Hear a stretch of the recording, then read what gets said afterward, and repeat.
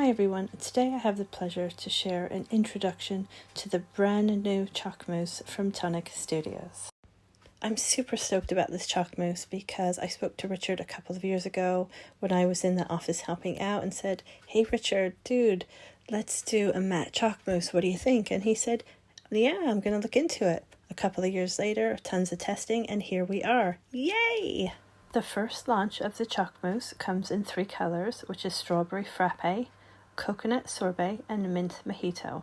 Another really fun thing is on the back of these Chalk Mousse it says to recommend to use distilled water, and this was one of those ideas that I took to Tonic Studios many years ago, and they have adopted it formally, so I think that's really neat. I'm just going to go and say double yay! I'm going to do a little side-by-side now of all the mousse that Tonic have released to date. So the first one is their regular embellishment mousse, so this is the first one. So I've gone ahead and swatched it just with a palette knife, and then on the other half of it I've done it through a stencil.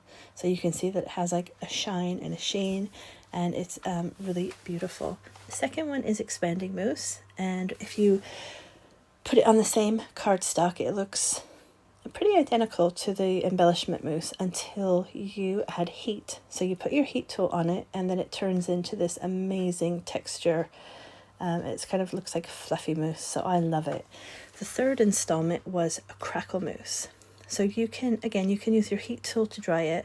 I prefer to let this dry naturally if I have the time, because I find the crackles come out a little bit better, rather than like using a heat tool to rush it. But as you can see there, the finish still shiny, so we haven't moved away from the shininess yet, but it is completely different and beautiful. And then finally the fourth installment is the Chalk Mousse, and this has a very matte chalky finish. There is actually chalk in it. So it is completely different in both look and texture. It's one thing seeing the materials and products on a piece of card, so I thought I'd actually open up the containers and show you what they look like. Between the regular embellishment mousse, the first installment, and the expanding mousse, there's not a huge difference, but you can see how this crackle mousse, it kind of sort of reminds me of something like taffy. I don't know if you know what that is, or like kind of a marshmallowy substance. And then the Chalk Mousse, the only way I can explain the Chalk Mousse is it looks like chalk.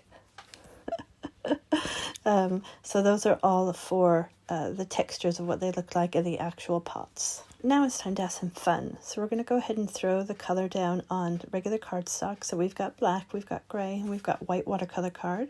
We've also put it on pearlescent card through a stencil. We have put it on glitter card through a stencil. So I've actually put it on a stencil. I just thought it was fun, and these are panels that I can use on other projects.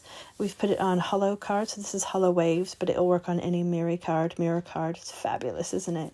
And then my favorite is this acetate. I don't know if it's the texture of the Chalk Mousse, the color, I'm not sure, but I am obsessed with that, and I will be using this Chalk Mousse on acetate a lot. So that was just a quick kind of introduction to the Chalk Mousse.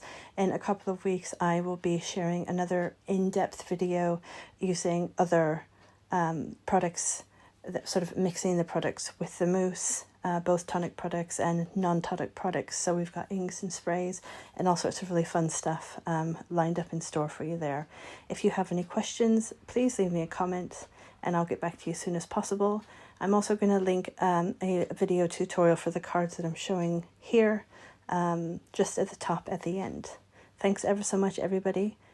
Have a great day and happy crafting.